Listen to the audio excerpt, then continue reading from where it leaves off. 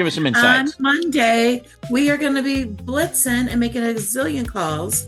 And the goal is to get 10 appointments that day. And we're excited. Baseball themed Summer Slammers. Mm, So yeah. wear your favorite team gear. We're just going all out. I tell you, the blitzes are so amazing. And I always say this, man, if you feel like you could use just a couple more deals in the pipeline really, really quickly, like, hey, man, I could use like another 3 or 4 deals like right now. Just do the blitz. Just do the blitz. Get on the blitz. It'll happen. We've had people share about it over and over and over again. All the wins that they get from just, you know what, sitting down, buckling in, and making the gosh darn calls. And being able to do that with a bunch of other people makes it a lot easier to get done, right? You've got the accountability. It's just kind of a mandatory thing. So people are already saying in the chat, you know, how awesome it is. So there is a way to get that going as well. If you are not a member, but you want to be on the blitz, we can accommodate that. I know we're loading up everybody with links already this morning, but what is that link? Already in the chat. It's joinmmacallstars.com. And this would be great for, look, if you've been kicking around the idea of being a member and want to see what Call Stars is all about, we're going to be doing it all day on Monday. All day. It's going to be on there. So this would be a really good, trial. New Fed chair vowed to restore stability. Warsh announces task force for major overhaul of Fed Reserve operations. He did not like and I'll get to this in a second, he did not like the way that the former chair Powell was forecasting. Dot plot, almost half of FOC members project at least one hike this year. We knew that was coming.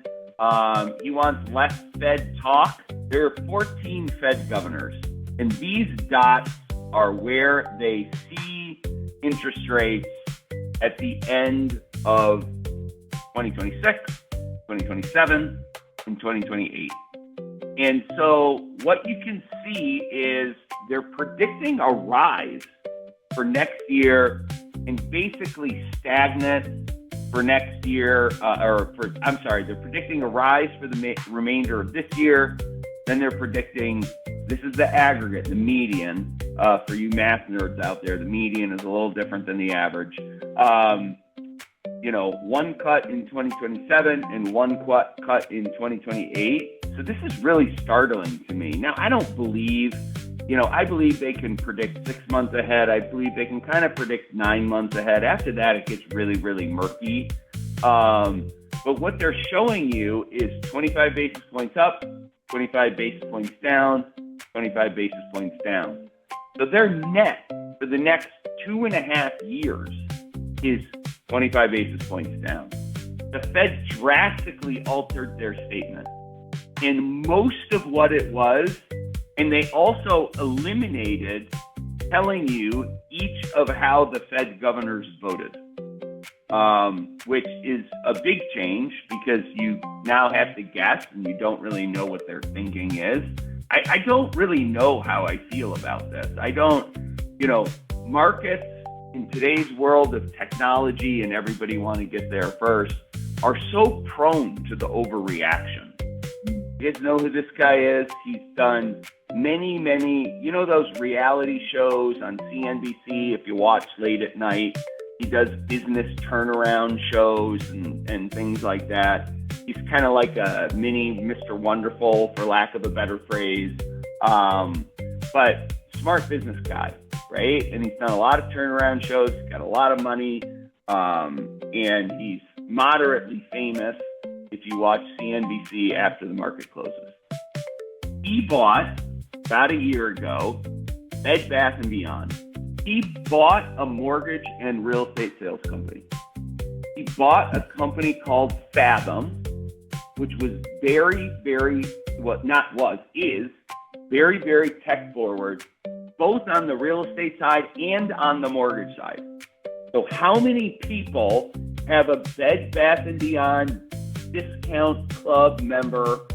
How many people clicked on a button to give somebody TCPA compliance to get 11% off their Bed Bath & Beyond purchase, right? How many, right?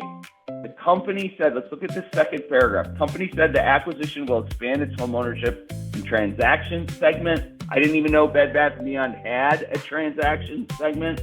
While creating opportunities to connect those services with its retail and home services. Executives also cited the potential to leverage technology, data, artificial intelligence across their platforms to better anticipate homeowners' needs. What are they going to do? They've got data, right? And Marcus, who's a brilliant businessman, is looking at this data and their ability to capture even more data, and he thinks he can tell when people are going to buy a home, right? That's what this is. And he thinks by how much they buy and when they're looking, he can cross-sell those items.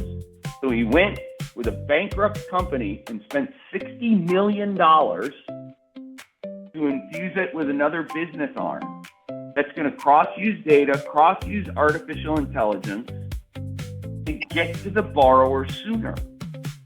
Hey, thanks for checking out the highlights of today's Loan Officer Breakfast Club live call. Remember, you can join us live every day, 8:30 a.m. to 9 a.m. Eastern Time, Monday through Friday at breakfastclubzoom.com. If you'd like to see full replays, you can get those by becoming a member over at Mortgage Marketing Animals Next Level. If you want to learn more, go to MMAnextlevel.com. And thanks for joining us here at the Loan Officer Breakfast Club website. For that, we'd like to give you a free gift. If you just scroll down to the bottom of the page, we always have a giveaway for you, something really cool. With that, you have a great one. We'll catch you on the live call. See you then.